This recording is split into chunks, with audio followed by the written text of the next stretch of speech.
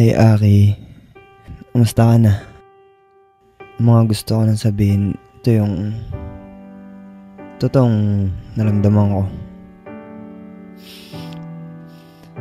Alam mo naman na sobrang mahal na mahal kita, diba? At una pa lang naman, nasuportahan kita sa lahat ng gusto mo.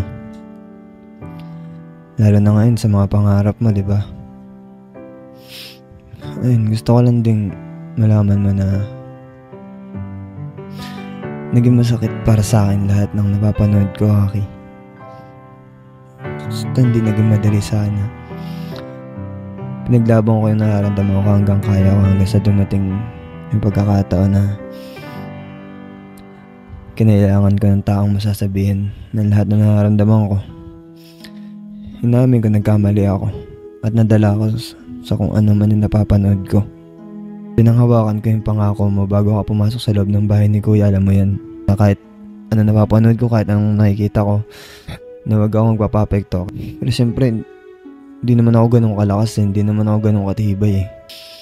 Ayun, hanggang sa dumating sa punto na hindi ko na kinaya. Lalo nung sinabi mo na wala akong karapatan dahil manliligaw pa lang ako.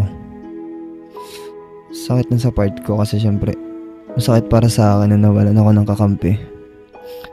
Lalong masakit na parang hindi mo nakita yung worth ko.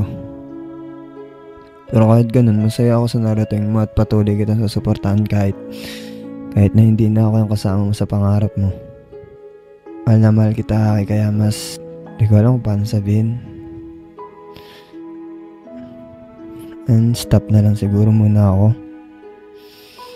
Panliligaw ko sa'yo. Hindi dahil sa sumuko na ako, hindi dahil alam ko mas mapabuti ka at matutukan mo ang pangarap mo. Alam ko maiintindihan mo din naman lahat ito eh. Lalo na pagtapos mo dyan, diba? Wala naman sa akin kung maayos pa to eh. Hindi, sa akin lang malaman mo lang lahat simula umpisa. Yun lang gusto kong sabihin sa'yo. Ay, mag-iingat ka palagi. Mahal na mahal kita. Hanggang dito na lang muna ako, Aki, ha. Sorry, naubos na ako eh. Hindi ko na kinaya.